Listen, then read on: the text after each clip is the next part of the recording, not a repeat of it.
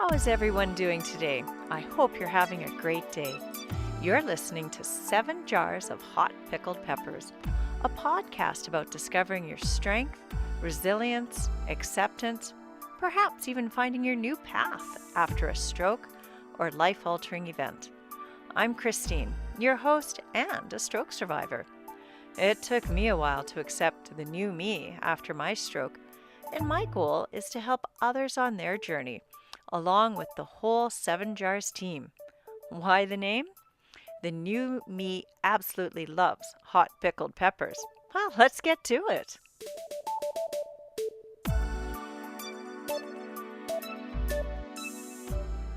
Welcome to 7 Jars of Hot Pickled Peppers, Season 2, Episode 5.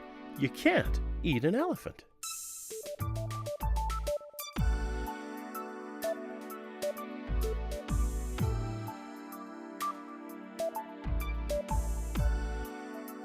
The information and advice provided by 7 Jars of Hot Pickled Peppers, Ken and Christine Jackson, the speakers and commentators on their podcasts, interviews and references in the book are not a substitute for the advice and treatment plan provided by your own healthcare professionals. Further, it's not intended to be an adjunct to any existing or proposed advice or treatment plan you may currently be receiving from your healthcare professional. One of the most important things we've come to realize is that each individual and their family's journey through a stroke or major life event and its recovery is truly unique. The story and information provided by ourselves and our guests is solely intended to let you and your family know that 1. You're not alone. Other people and families have gone through or are going through similar experiences. 2. There are resources available that you may not be aware of that may help you and your family through the stroke recovery process. And 3. There may be other treatment options available. Again, please consult your healthcare professional regarding your treatment plan and do not follow the treatment plans that are discussed in the information that we have provided, as it is solely intended and directed for Christine and her continuing care. Thank you.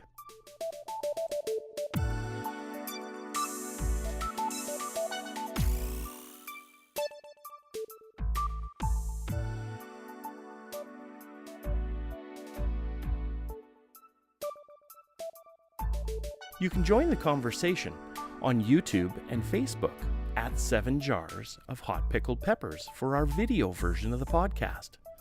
You can check out our website at 7jarsofhotpickledpeppers.com. Or you can download our podcasts on iTunes or Podbean.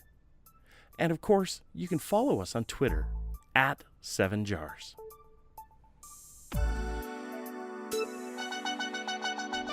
Now it's time for Quote of the Cast. It's always the small pieces that make the big picture. Anonymous.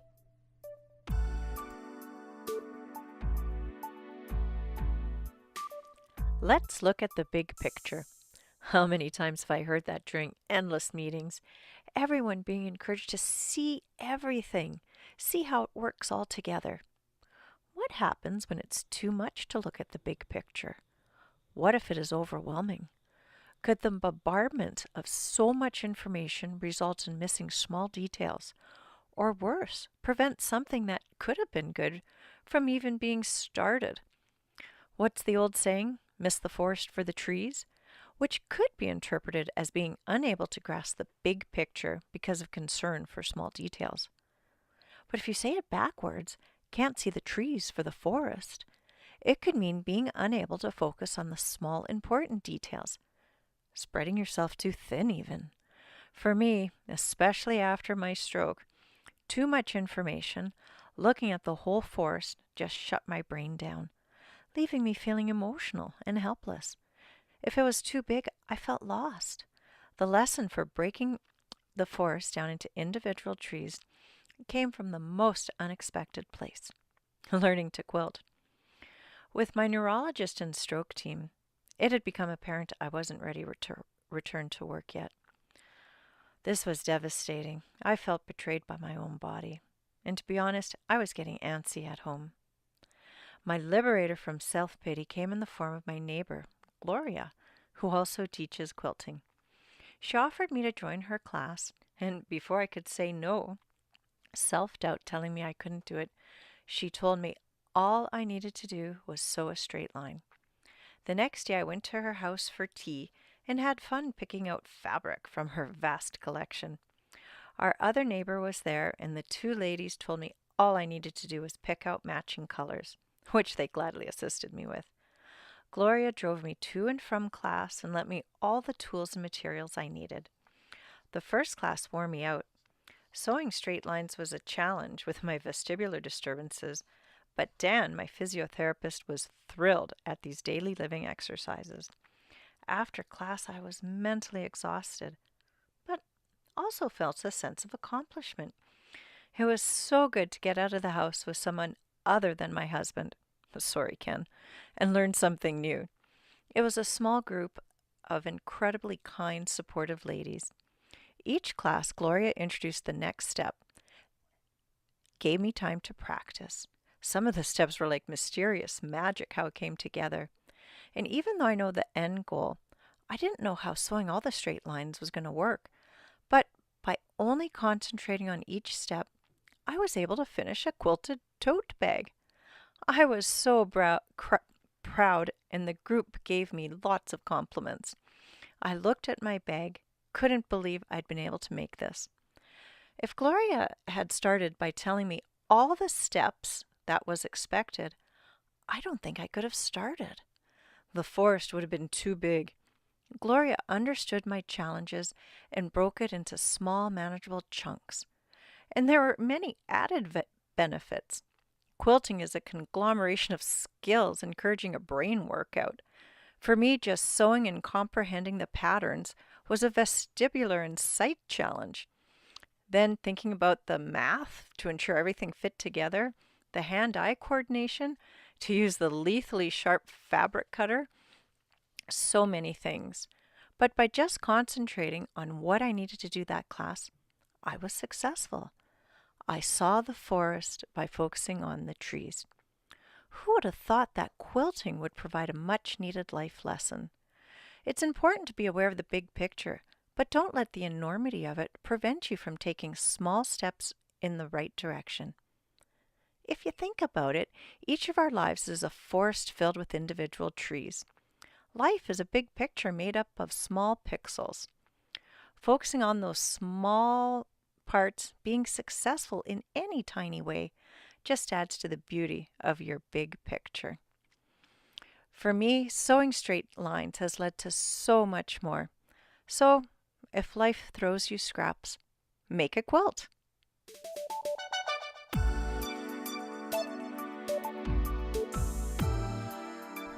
Introducing today's guest.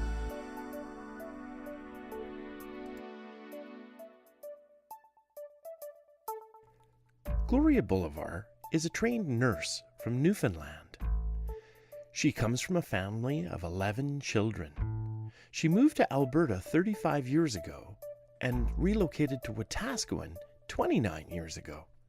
She's married, has 4 amazing children, and she started quilting in 1978 with her mother-in-law in Nova Scotia.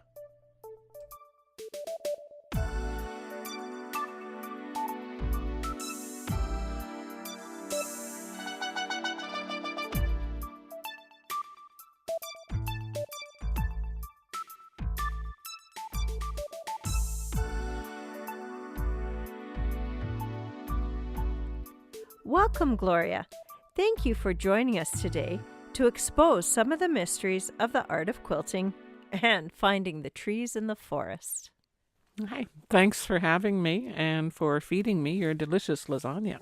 Well, I'm so glad you could make it over and that we could make a whole night of it. So first, can you tell us a little bit about yourself?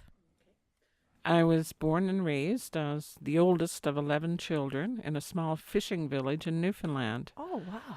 We caught or grew all our own food, and my father earned money as a logger. I always wanted to be a teacher. Started university in the early 70s to pursue that goal. Jobs for teachers were scarce, though, so I switched to nursing to be more sure of a job because, being a logger's daughter, you have to get a job as soon as you graduate. For sure. My end goal was to teach nursing in Newfoundland, but a husband and 4 children sent my life in a different direction and to a different part of the country. Yeah, we moved to Alberta 35 years ago, to Wetaskiwin 29 years ago, and we became your neighbor, 18 years ago? 15 years 15 ago. years ago. Yes. When we moved, I became a full-time parent and an active volunteer for our local hospital and other community groups, and here I am. Wow, that's fantastic. What a life story. How exciting. And the volunteerism, you've helped me get started in volunteerism as part of my therapy with hopefully my continued recovery. And you were also my catalyst to start quilting. So please, can you share what got you started in quilting? My mother-in-law was an avid quilter, and she lived in a small community in Nova Scotia. All the women quilted. It was a big part of the social life of the community. They'd have quilting bees every week. I was fascinated by this when I met her, and she started me on my first quilt the day after we met. Really? Yeah. It was a crazy quilt that used the good bits of worn-out clothing, and you embellished it with fancy stitches and then put it together. It's not quite together 40 years later, but Oh my I'm goodness. still working on it. I didn't get much of a chance to pursue the hobby at first, but every time I had a baby, she came out to stay with us for several months, and she always brought along a project for us to work on. And then in the 80s, quilting became really popular everywhere. Right. That was 2 babies in for me. Oh. New tools and techniques like rotary cutters, special rulers meant you didn't have to cut out everything by hand, and even busy people could do a quilt in a short time. So I started taking some classes, read a lot of books and magazines. Back then we didn't have YouTube. Nowadays there's so much more information out there that can help you. That's fantastic. So your mother-in-law was your first teacher. You're still finishing your first project, your crazy quilts. Was that the name of the project, a crazy quilt? Yeah, that's a technique, yes. Okay, great. I'll have to teach you in the next class. I can't wait. So, and you've done a lot of self-learning yourself through different venues. So when you first started, did you use patterns? I did initially, but I don't anymore. I get ideas from Pinterest, going to quilt shows, friends share ideas, and now I basically look at a picture and or several pictures, give some time for the idea to percolate and come up with something that's kind of a unique design. I don't like copying someone else's work, but it's a good way to start as a beginner. For sure. So you design your own project or you have an idea. So do you have an idea of what it'll look like at the end, or does it develop as your project takes shape? Well, I usually start with a plan, but you stay flexible. Sometimes you find a fabric that will work better than the one you had initially, or you run out of fabric. So you have to be flexible. And sometimes it looks like what you thought it would, and sometimes it's completely different. But I like that it's uniquely yours. No one else put together that combination of fabric and made that particular quilt. That's amazing and so creative. So can you tell us some of your more memorable quilts that you've made over the years? Well, I actually did a crazy quilt for my first grandchild. I took lace from my wedding quilt and lace that both her great-grandmothers had done, Really? and other objects that were kind of personal to the family, and created a quilt to bring her home from the hospital. That is so special. So many good feelings and memories with that. That's amazing. So, how many quilts do you think you've made over the years? About 140, 150. Wow, that's a lot of quilts over the years. So, why do you make quilts? Do you have someone special in mind that you make them for? I don't like to make a quilt unless I have someone in mind for it. I like to be thinking of the person when I'm making their quilt. Oh, okay. Yeah. I do quilts for my kids, for the grandkids. I have 5 grandchildren right now. Nice. Do them wedding gifts for special people in my life. I Right. started a tradition of giving each of my siblings a quilt when they reached their 50th birthday. And Wow. I just gave the last one to the 10th brother or the 10th sibling in March of this year. Really? That's fantastic. I bet they've all just looked so forward to receiving a quilt from you. That's amazing. Well, it's become kind of a family unifying thing too. They expect it and they look forward because we get together and have a little party every time I bring the quilt. What a wonderful tradition. So, quilting is embroiled into your life. So, what made you decide to start teaching quilting? Well, I've always wanted to be a teacher. That's right. That was your first That thought was for my original university. plan. Our neighborhood group, we had a craft group back in the 90s in this neighborhood. There were about 10 of us, and we were all interested in quilting. And we started doing a different block each month. I would find the pattern and develop the instructions, and it evolved into a book, which Really? we self-published. And Great. that led to an offer to teach at the craft center. So I've been doing it since 93, I think was the first year. That's amazing. So, over 20 years. So, that was my next question. How long you've been teaching it? But a long time. So, do you just teach quilting or do you teach other classes as well? No, just quilting. I think that's more than enough because it's a very broad art. So I enjoyed the group who take your class, and it was more than just quilting, it was like therapy for me. Do you think any of your other participants have used it for benefits other than just the art of quilting? Well, I think all of them have. There's a friendship that develops, and everyone looks forward to Wednesday Hmm. afternoons. I know I sure do. It's a real welcoming feeling. So, over the years, have you had any men take the class? No, that would be uh, an interesting dynamic to see how we would fit in. Well, I think it would be good. I know I've had some men interested in it because there is very design and mathematical orientated. But I've also read articles that promote quilting as being therapeutic and good for mental health. What are your thoughts about that? It's very therapeutic for me whenever I'm overwhelmed or stressed or sad or in a bad mood. I go to my sewing room and start either sewing or cutting fabric, and the hours just slip away. I look up, oh my gosh, I haven't had time to make supper. Oops. So you find something in working on your project calming for your spirit, so to speak.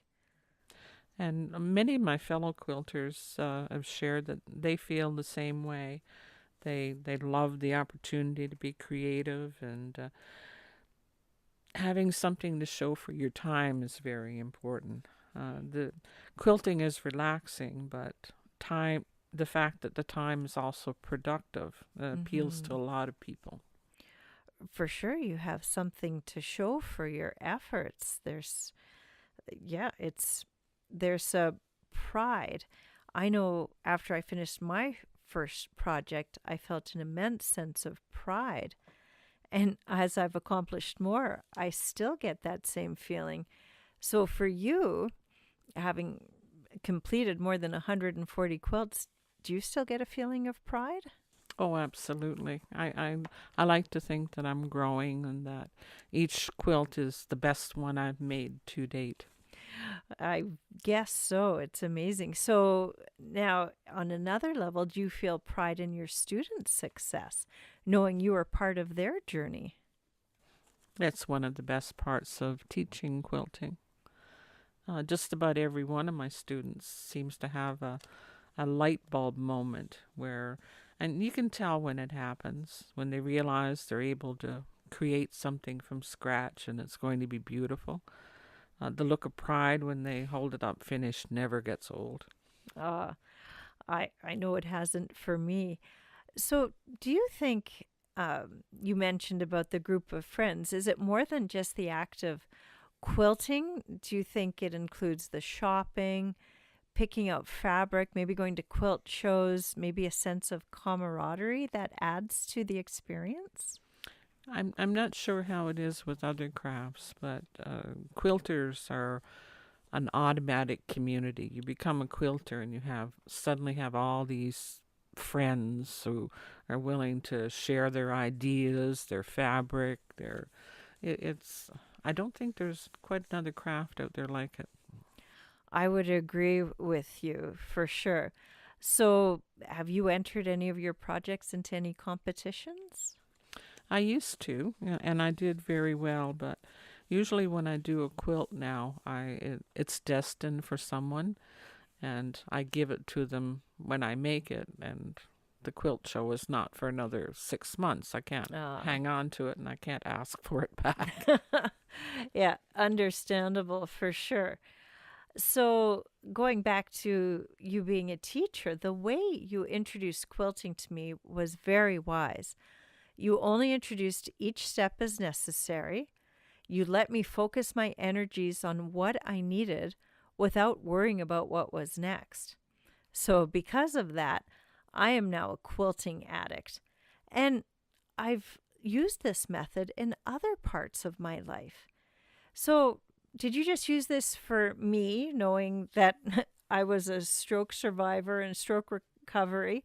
Or do you use this approach with most new quilters? Well, 25 years of teaching, I found that that approach works best to let everyone set their own pace, and there's no point in moving on until you've mastered the skill that you need to before. And Mm-hmm. I'm very fortunate that the class I'm teaching now, I have a lot of flexibility. Everyone can proceed at their own rate. There's no pressure to keep up with the class because everyone's working on their own thing, going at their own rate, and it works really well. It's fantastic. I know I really appreciated the way you led the class because there was a feeling of camaraderie and community, but we were all able to work individually as well. So, do you use this tactic in your daily life as well, breaking big jobs into little chunks? I think it's a good idea for life, and I do use it all the time, whether I'm making a quilt or planning a trip. Just break it down into small, manageable chunks, and eventually all gets done. Yeah. No, that's a great. Before my stroke, I used to have 50 balls juggling all the time, but now I need to set daily small goals to get stuff done so I'm not overwhelmed.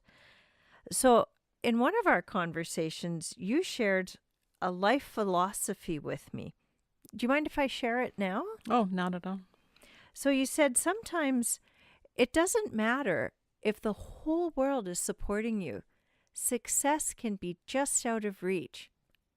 Then success must be refined as that which can be accomplished. So, in our discussions, you commented that sometimes our goals or projects or life need to be realistic. So, in keeping with the topic of this podcast, broken into smaller, achievable parts. So, for me, I probably won't run any more marathons, but I have smaller, achievable goals that still fulfill my need for physical activity. So you were the the breaking point for this thought. Could you share your views on that? I know that whenever I feel unhappy, unsettled, I've learned to take a look at what I'm expecting of myself, and quite often I find that my goals are unrealistic, and I really need to smarten up and redefine them if I'm going to have any chance of getting anything done. Right. Yeah. So is that how it became a viewpoint? Just sort of life experience and finding out Raising what four works? kids, yes. Yeah. Yeah. So, have you shared these wise words with others who may have been going through some challenges? Have other people found them inspirational and maybe helping them get through their challenge? Well, I do share, and I like to think that some people, especially my siblings, occasionally take note and think that those are wise words.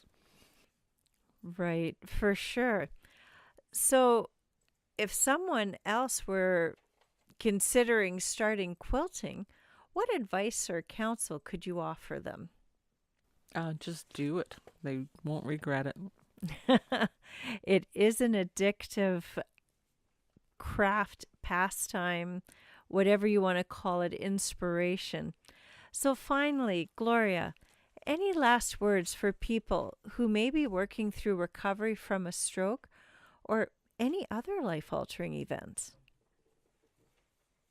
I think just be patient and kind, patient with yourself and your efforts at recovery, and be kind to yourself. Things take time. And if you're able, be like Christine and learn something new. Well, thank you. And thank you for promoting me towards going towards being a quilter. I appreciate that. And I've done things I never thought I would be able to do. Your sage approach to focusing on the details within the big picture, it certainly helped me. And I'm sure it can help many others. Hopefully, we've inspired others to try quilting. It really is an amazing craft, combining creativity, math, for me, vestibular exercises, and of course, as we talked about, the camaraderie. Even if you know your end goal, taking it one step at a time, one day at a time, as Gloria said, be patient, can assist with achieving your goal. You can't eat an elephant in a day, but with time, help, and a few good recipes, it will be finished before you know it.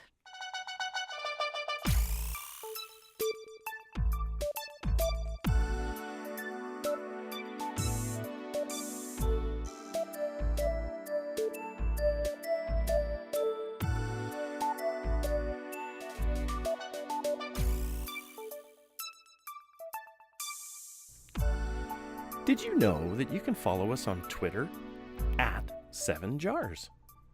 We post daily with all the latest stroke research, innovation, and inspiration. Follow us.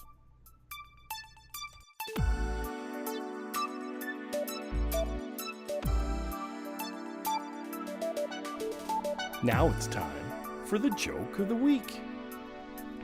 That was an amazing interview. Do you know, since I've learned quilting, it's filled my days. Then our living room, dining room, bedroom, closets. Yeah, I know. I think there's still a bed in our spare bedroom underneath all the fabric.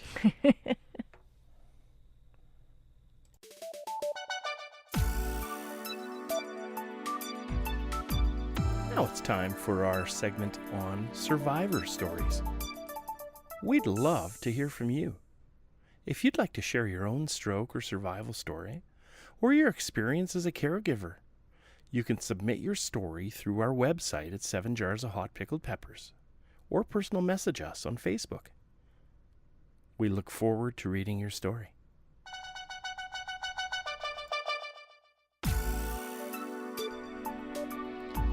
Here's a story of a stroke survivor Jitendra Rajput we received, read by Ken. I'm so glad to share my story of how a strong willpower, faith in doctors, in God, and support from my family and friends helps in fighting this deadly disease known as stroke. I'm a young survivor of stroke. I had a stroke when I was 30 years old with no previous history of any health-related issues.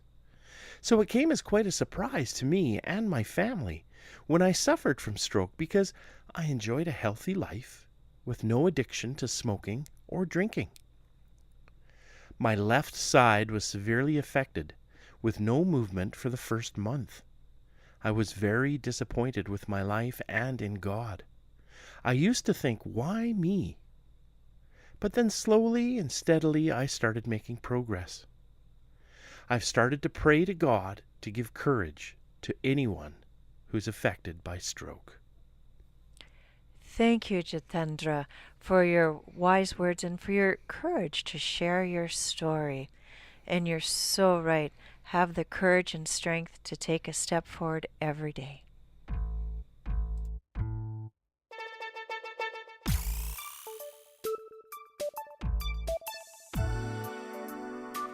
Now for our stroke link. You know, Christine, quilting seems fascinating to me, from the little bit that I did to help you.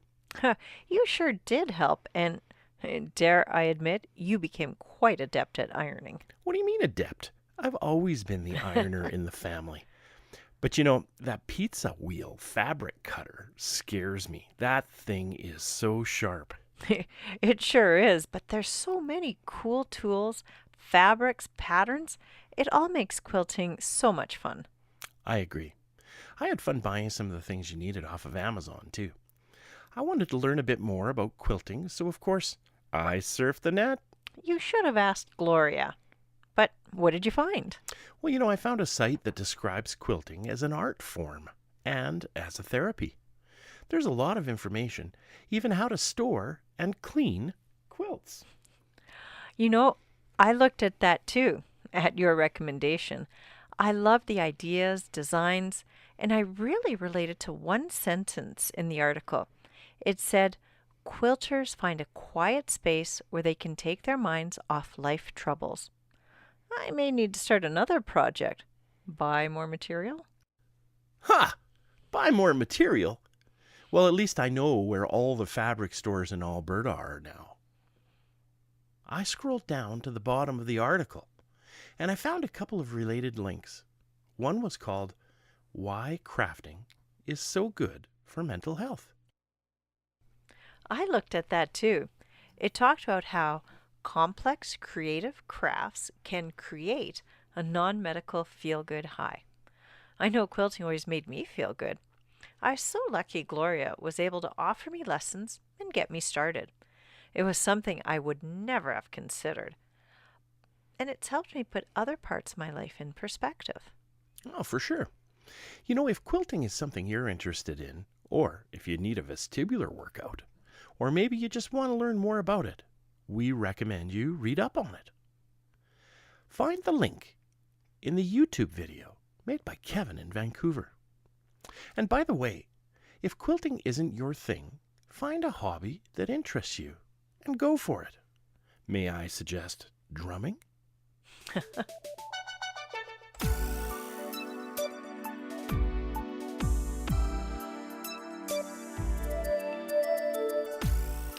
Last but not least, remember FAST. F-A-S-T. Face, arm, speech, time. If you or a loved one experience any changes in your face, arm, or speech, time to get yourself to the hospital quickly. You can call 911 in Canada for emergencies, or for inquiries, you can call HealthLink in Canada at 1-866-408-5465 and talk to a healthcare professional.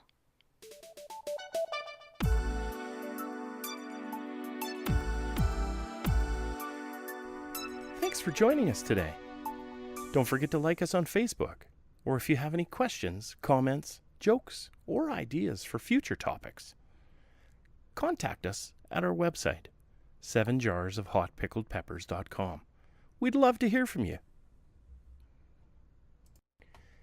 If you'd like to hear more about Christine's journey, please check out the website. Her book is available for purchase.